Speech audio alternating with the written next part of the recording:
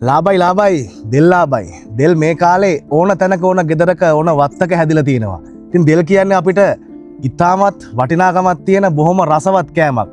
දෙල් පිළිබඳව තමයි අද ලෝකයෝ විත් සුබේ YouTube channel එකෙන් අරගෙන එන මේ දෙල් වීඩියෝ එක. දෙල් එහෙම නැත්නම් බ්‍රෙඩ් ෆෘට් කියන්නේ ලංකාවේ අපිට කවදාවත් අමුතු කෑමක් නෙමෙයි. පොල් කිරි දාලා උයපු රසමරස දෙල් මාළුවක් එක්ක නැත්නම් බැදපු දෙල් පියල්ලක් එක්ක බත් ටිකක් කන්න තියෙනවා නම් කවුද අකමැති?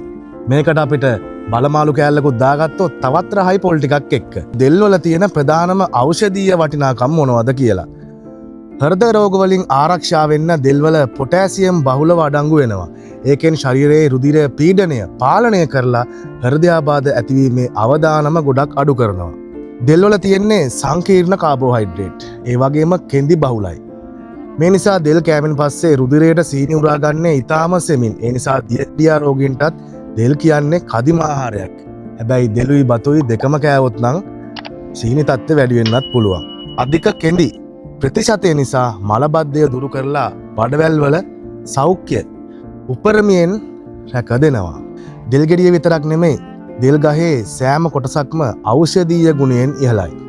දෙල් දළු සහ කොළ තැඹූ වතුර අධිරුධිර පීඩනයට වගේම වකුගඩු රෝග සමනය කරන්නත් ಔಷධයක් විදියට භාවිතා කරනවා.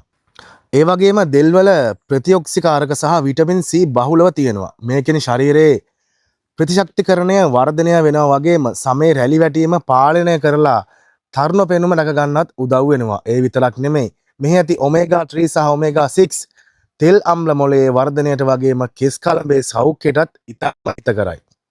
ඉතින් රස විතරක් නෙමෙයි ලෙඩ රෝග රැසකින් අපව ආරක්ෂා කරන දෙල් නිකම්ම කෑමක් නෙමෙයි. අපේ ගෙවත්තේ තියෙන වටිනාම ෆාමසියක්. අද ඉඳන් සතියට සැරයක්වත් දෙල් කෑම වේලට එකතු කරගෙන නිරෝගී ජීවිතයක් ගත කරන්න අමතක කරන්න එපා. ඉතින් ඔයාලත් දෙල් කැමති විදියට හදලා රස බලන්න. ලෝකයෝ විත් සුබේ YouTube channel එකත් එක්ක දිගින් දිගටම එකතු වෙන්න කියලා අපි ආරාධනා කරනවා. මේ වගේ වීඩියෝ නරඹන්න. ඔබ සැමට සුවබර දිවියක්.